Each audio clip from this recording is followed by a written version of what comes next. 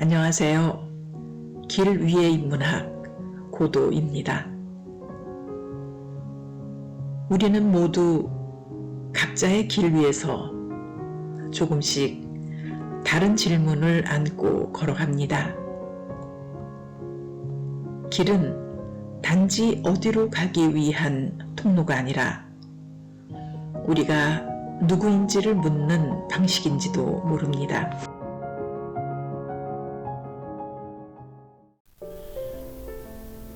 오늘 만나는 인물은 소시르입니다. 이름이 세계를 탄생시키는 순간 우리는 어떤 존재를 본다. 그러나 그 존재가 우리에게 의미를 갖는 순간은 단순히 보았을 때가 아니다.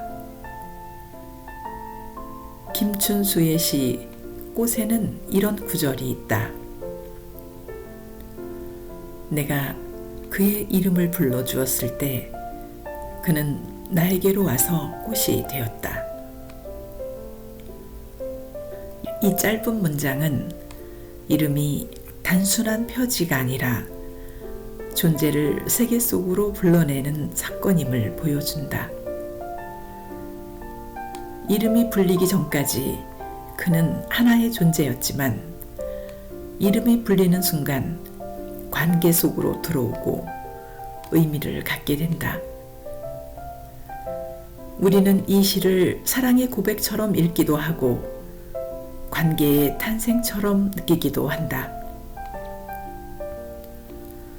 그러나 조금 더 조용히 들여다보면 이 시는 한 가지 근본적인 질문을 던지고 있다. 존재는 이름 이전에도 같은 방식으로 존재하는가? 아니면 이름이 불리는 순간 비로소 세계 속 의미를 얻게 되는가? 이 질문은 한 시인의 감수성을 넘어 한 언어학자의 사유와 만난다. 페르디낭드 소시르.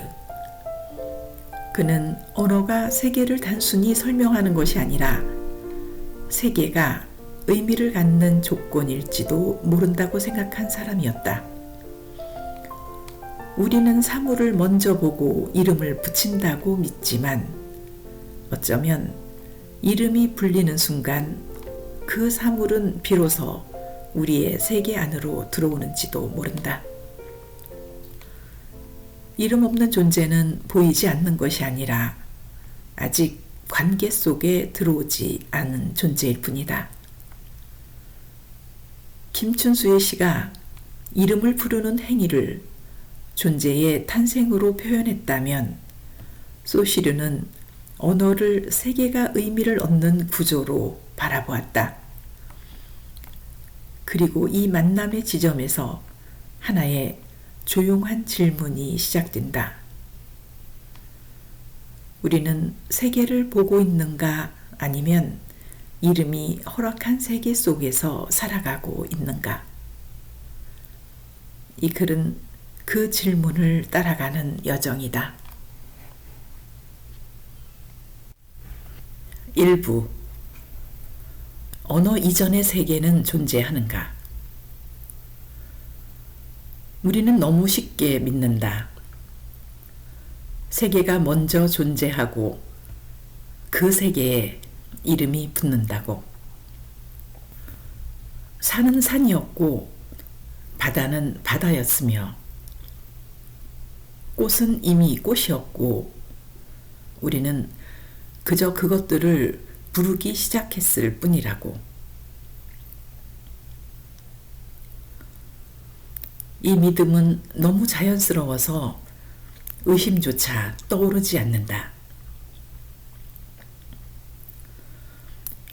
아이에게 사물을 가리키며 이름을 가르칠 때 우리는 그것이 세계의 본질을 알려주는 행위라고 생각한다. 이것은 나무, 저것은 새, 저것은 구름. 마치 이름이 사물의 내부에서 조용히 기다리고 있었던 것처럼 그러나 아주 조용한 순간 한 언어학자가 이 믿음을 뒤집는다. 그는 묻는다. 정말 세계가 먼저일까? 아니면 우리가 세계라고 부르는 것이 이미 언어 속에서 구성된 것일까? 이 질문은 단순한 언어학적 의문이 아니었다. 그것은 세계 인식의 토대를 흔드는 질문이었다. 우리는 세계를 보고 말하는 것이 아니라 이미 말할 수 있는 것만을 세계로 인식하고 있는 것은 아닐까?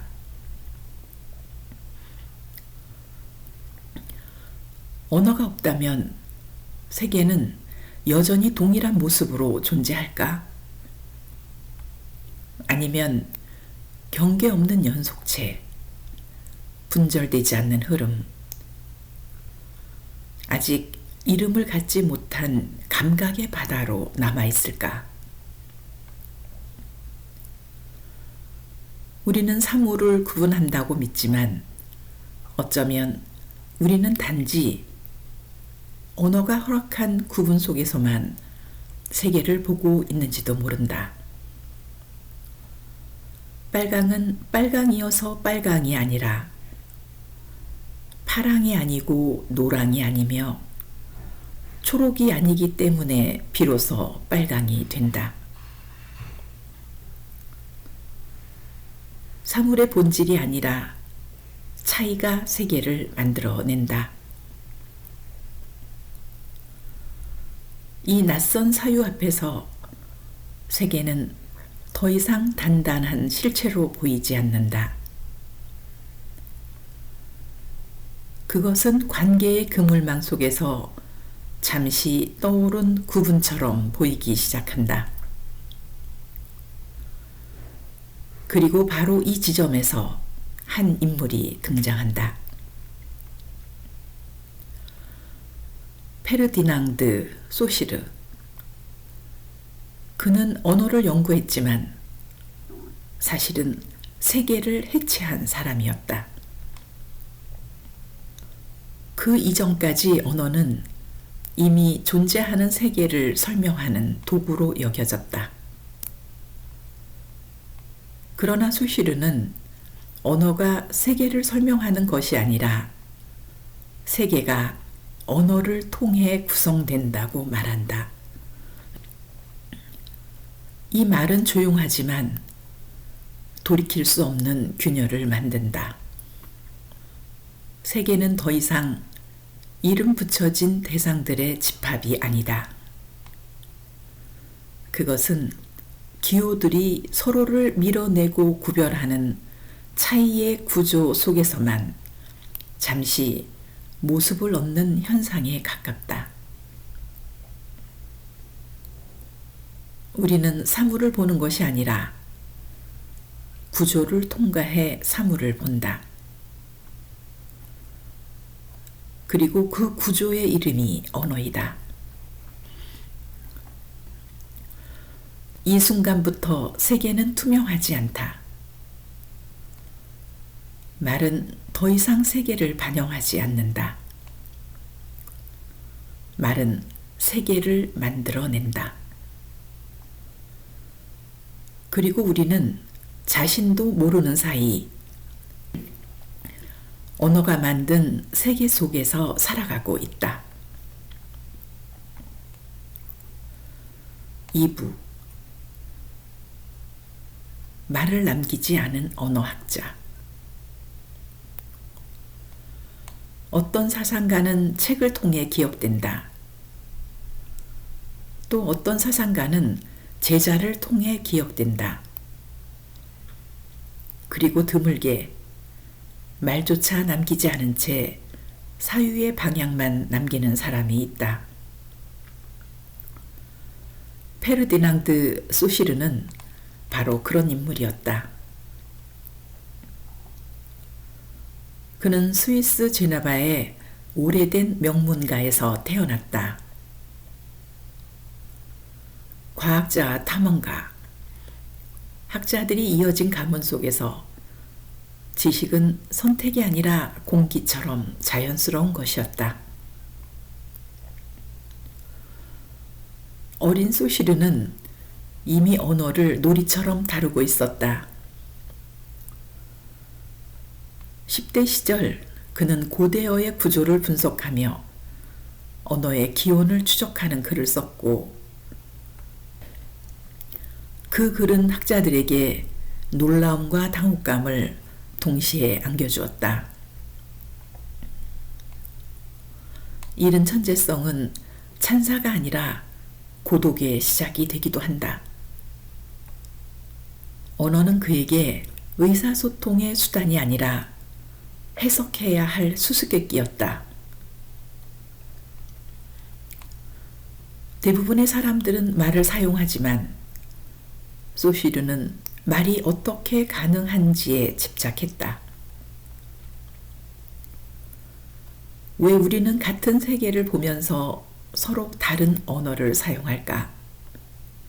왜 어떤 개념은 한 언어에만 존재하지만 다른 언어에서는 존재하지 않을까? 그리고 무엇보다 언어는 왜 그 자체로 하나의 체계처럼 보이는가? 이 질문들은 젊은 학자를 독일 라이프치히로 이끈다.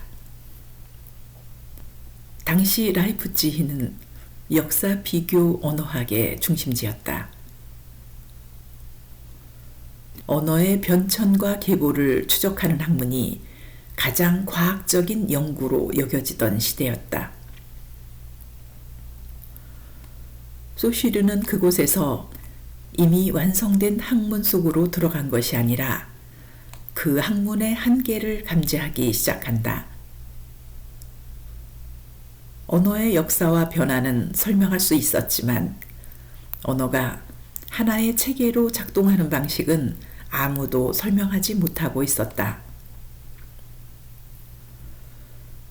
젊은 소시르는 이 균열을 누구보다 선명하게 느꼈다. 그의 석사 논문은 인도 유럽어 모음 체계를 재구성한 연구였지만 그 안에는 이미 언어를 관계와 구조로 바라보는 시선이 숨어 있었다. 그는 언어의 단위들이 독립적으로 존재하는 것이 아니라 서로의 차이 속에서만 의미를 갖는다는 직감을 일찍부터 품고 있었던 것이다. 그러나 이 직감은 당시 학계의 중심과 어긋나는 것이었다. 학문적 성공과 사유의 진실은 항상 같은 방향을 향하지 않는다. 파리에서의 강의 시절, 그는 뛰어난 학자로 인정받으며 안정된 위치를 얻는다. 그러나 그 안정 속에서도 그의 사유는 점점 더 고독해진다. 언어는 단순한 연구 대상이 아니라 존재의 구조를 드러내는 창처럼 보이기 시작했기 때문이다. 이때부터 소시르에게 언어 연구는 학문이라기보다 사유의 심연으로 내려가는 경험이 된다. 그는 강의를 했지만 글을 남기지 않았다.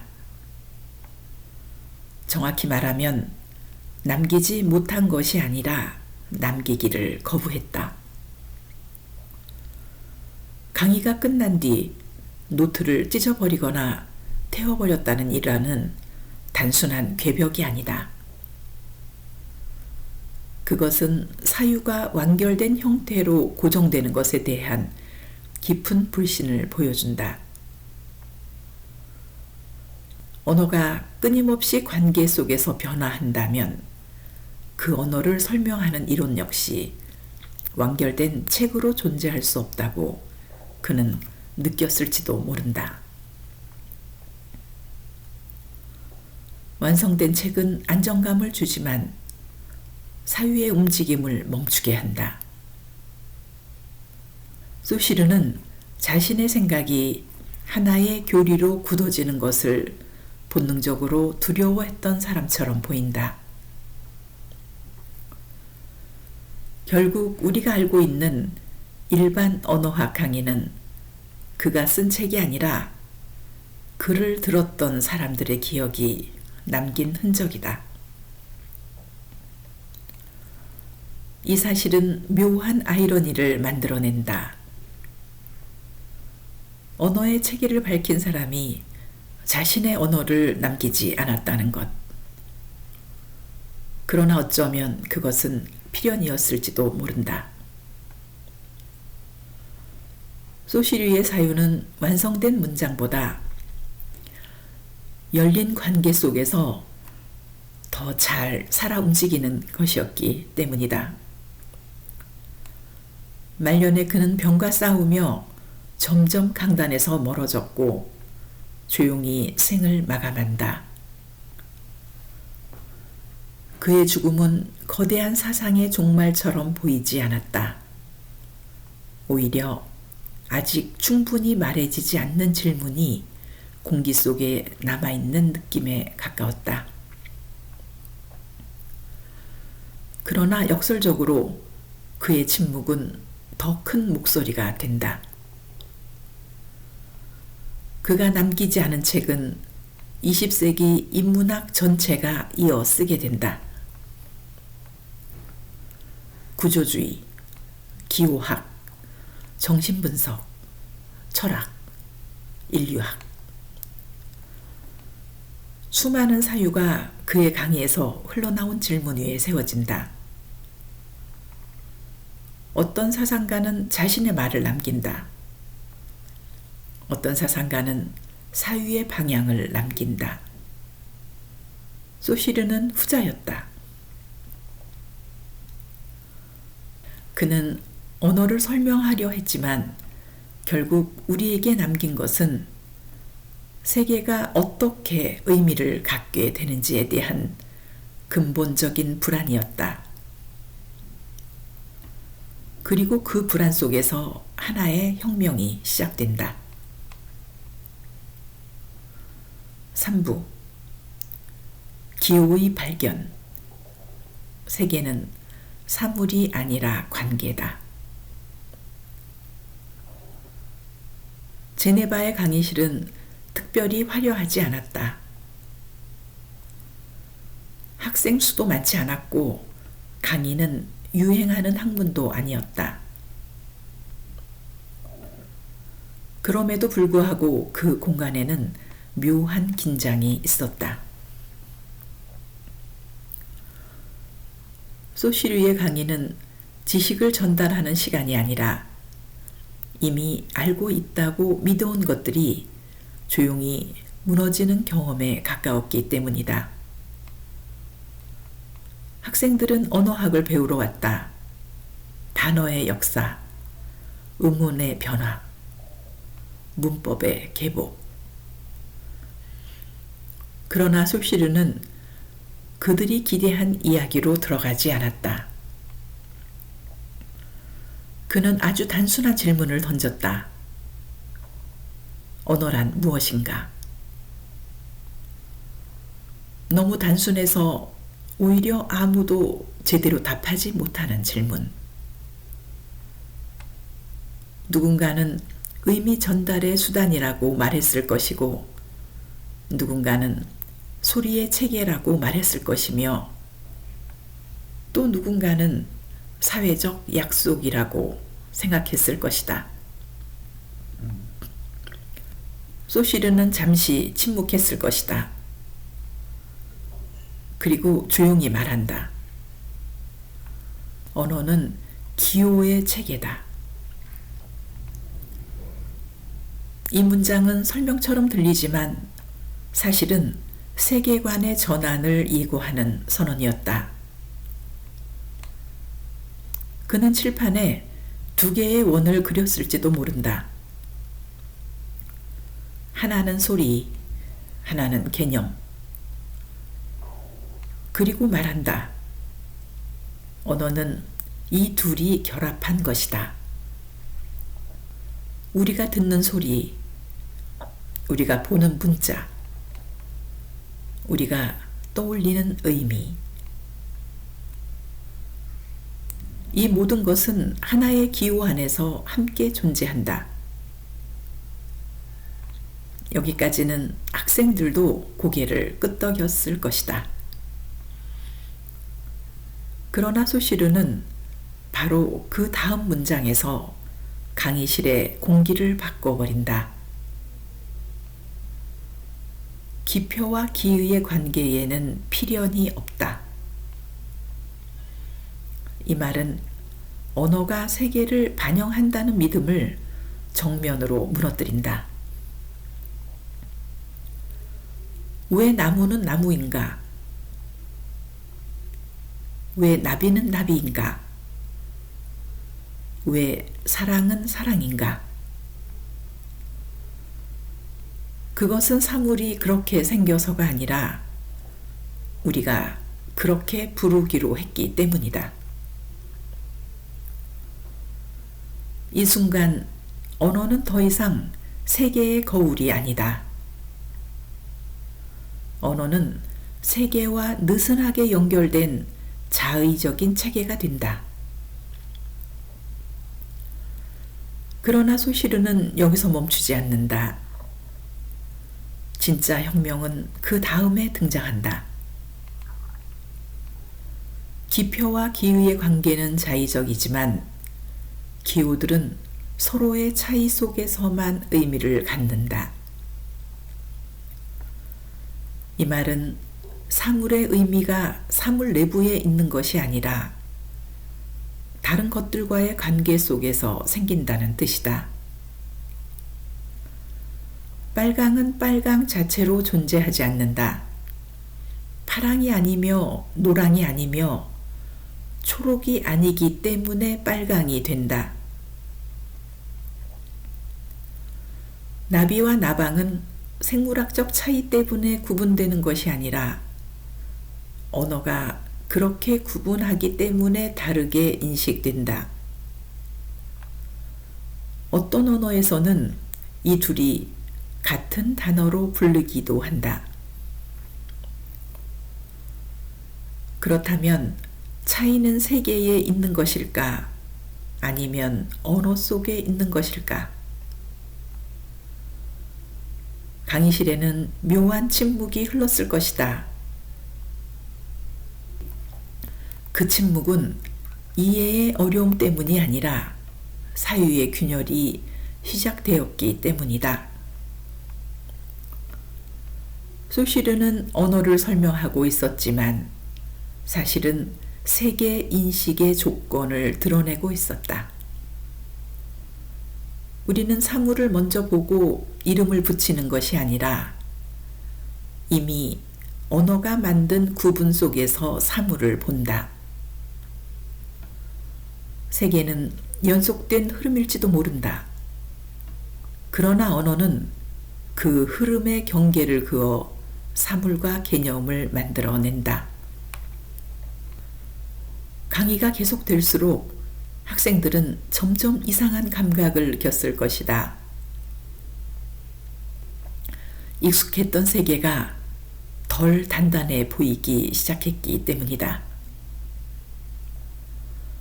소시르는 열정적으로 설명하는 사람이 아니었다. 오히려 신중했고 자신의 이론을 확정적으로 말하는 것을 경계했다.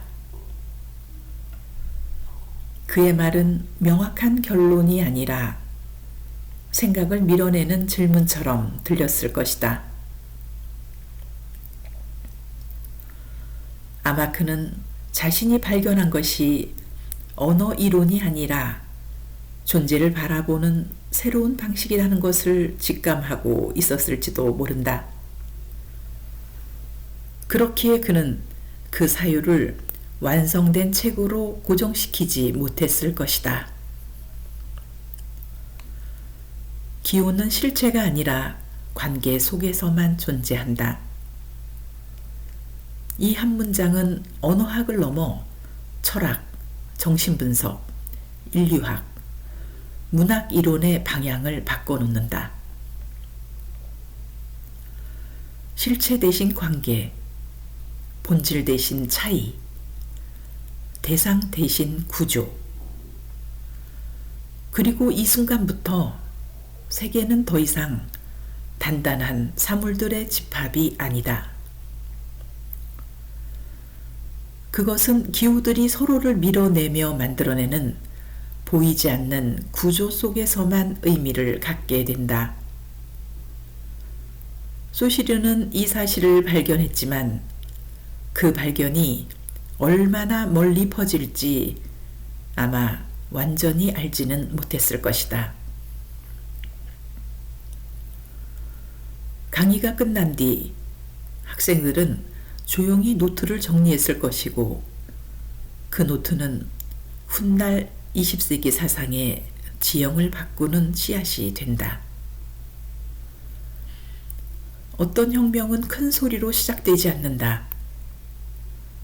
그것은 한 강의실에서 아주 조용한 문장 하나로 시작된다. 언어는 기호의 체계다.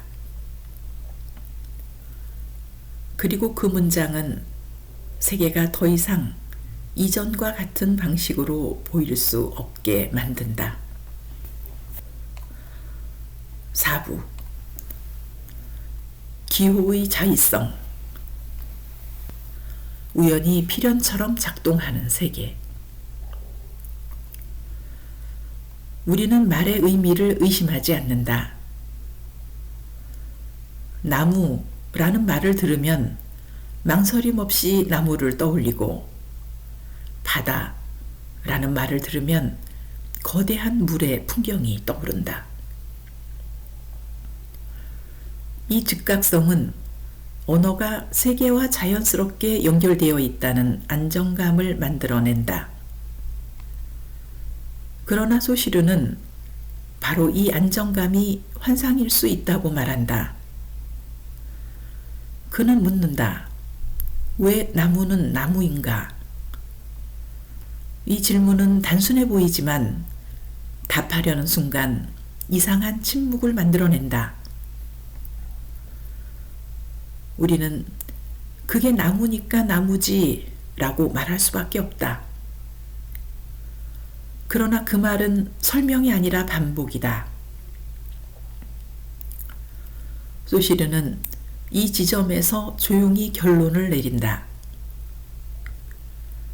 기표와 기의의 관계는 자의적이다. 나무라는 소리와 나무라는 개념 사이에는 어떠한 필연적 연결도 없다. 다른 언어에서는 전혀 다른 소리로 같은 대상을 가리킨다. 만약 언어가 필연적이었다면 세상에는 하나의 언어만 존재했을 것이다. 이 사실은 너무 분명하지만 그 의미는 결코 가볍지 않다. 세계의 이름들은 본질에서 나온 것이 아니라 우연한 선택에서 시작되었다. 그러나 여기서 더 이상한 일이 벌어진다. 자의적인 관계임에도 불구하고 우리는 그것을 전혀 자의적으로 느끼지 않는다. 나무를 들으면 다른 가능성을 떠올리지 않는다. 그것은 마치 처음부터 그렇게 정해져 있었던 것처럼 자연스럽게 느껴진다. 소시르는 이 기묘한 현상을 언어 체계 속 필연성으로 설명한다. 기표와 기의의 관계는 자의적이지만 한 언어 체계 안에 들어오는 순간 그 관계는 필연처럼 작동한다. 우리는 자유롭게 말을 배우지 않는다. 이미 존재하는 구조 속으로 들어가 그 구조가 허락하는 방식으로만 의미를 이해한다. 자의적 선택이 집단적 습관 속에서 굳어질 때 우리는 필연의 얼굴을 갖게 된다. 이 통찰은 언어학을 넘어 인간 존재의 조건을 건드린다.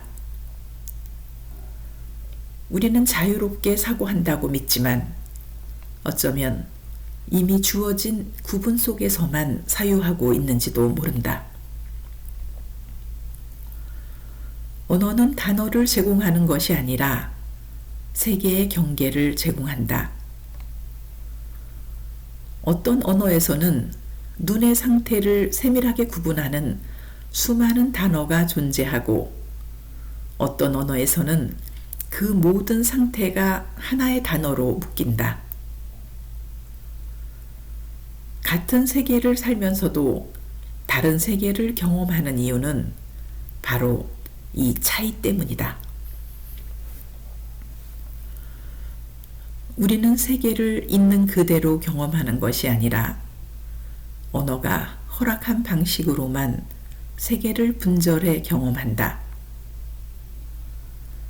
이 지점에서 소시르의 사유는 묘한 불안을 남긴다.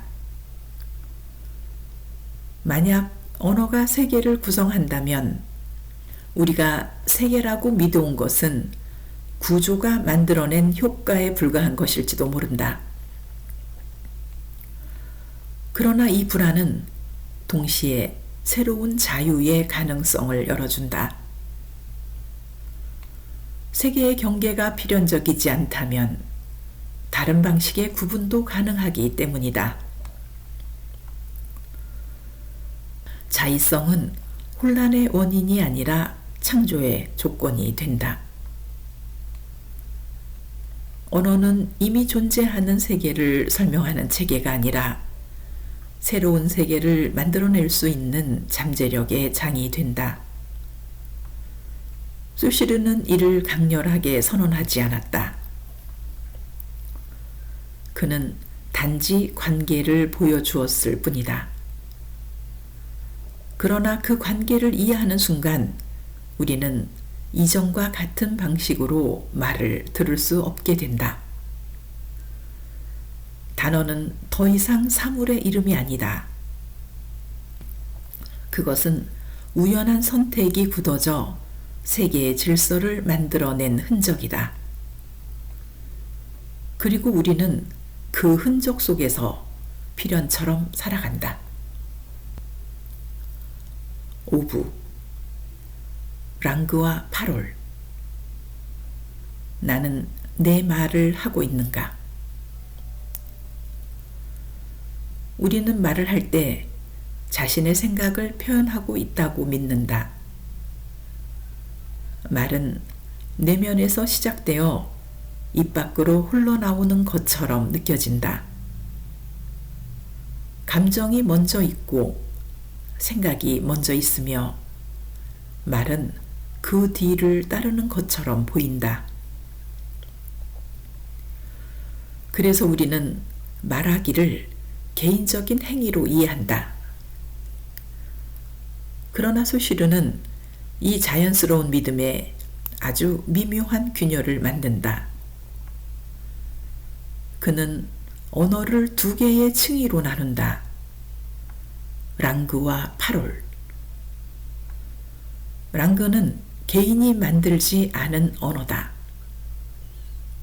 이미 사회 속에 존재하는 규칙, 문법, 발음, 의미의 체계, 그리고 말할 수 있는 방식의 총체. 우리가 태어나기 전부터 존재했고 우리가 사라진 뒤에도 남아 있을 구조. 파롤은 개인이 실제로 수행하는 말이다. 발화, 억양, 침묵, 망설임, 실수, 그리고 감정이 실린 표현. 겉으로 보기에는 파롤이 먼저인 것처럼 보인다. 사람이 말을 하니까 언어가 존재하는 것처럼 느껴지기 때문이다. 그러나 소시르는 정반대의 방향을 제시한다. 우리는 말을 하기 때문에 언어가 존재하는 것이 아니라 언어가 존재하기 때문에 우리가 말을 할 수 있다. 이 문장은 조용하지만 강력하다. 나는 자유롭게 말한다고 느끼지만 실제로는 이미 존재하는 구조 속에서만 말할 수 있다. 우리가 떠올리는 생각조차 완전히 언어 밖에서 형성되는 것은 아니다. 감정을 표현하려 할 때 이미 존재하는 단어들 속에서 가장 가까운 것을 선택할 뿐이다. 완전히 새로운 감정을 느끼더라도 그 감정을 설명하는 순간 우리는 익숙한 언어의 틀 안으로 들어간다. 이 사실은 묘한 이중 감각을 만든다. 나는 말하고 있지만 동시에 말해지고 있다. 소시르는 파롤보다 랑그를 우선했다. 그에게 언어는 개인의 표현이 아니라 사회적 사실이었다. 언어는 강제하지 않는 방식으로 우리에게 작동한다. 우리는 언어를 선택했다고 느끼지만 실제로는 언어가 우리를 선택한다. 그러나 이 관계는 단순한 지배가 아니다. 파롤은 랑그에 의존하지만 랑그 또한 파롤을 통해 변화한다. 사람들의 말하기가 쌓이고 실수가 반복되고 은유가 퍼지고 새로운 표현이 자리 잡을 때 언어 구조는 조금씩 이동한다. 랑그는 단단한 규칙처럼 보이지만 수많은 파롤의 흔적이 굳어져 만들어진 결과다. 사회와 개인의 관계처럼 구조와 행위는 서로를 끊임없이 수정한다. 이 지점에서 소시르의 사유는 인간 존재의 조건과 맞닿는다. 우리는 완전히 자유롭지도 완전히 결정되어 있지도 않다. 이미 주어진 구조 속에서 자신의 말하기를 시도하는 존재. 자신의 목소리를 찾으려 하지만 언어라는 타자의 집안에서 그 목소리를 발견해야 하는 존재. 어쩌면 인간의 고독은 바로 여기서 시작되는지도 모른다. 완전히 나의 언어는 존재하지 않지만 그럼에도 불구하고 나는 나의 말을 하려 애쓴다. 상담 장면에서도 이 긴장은 반복된다.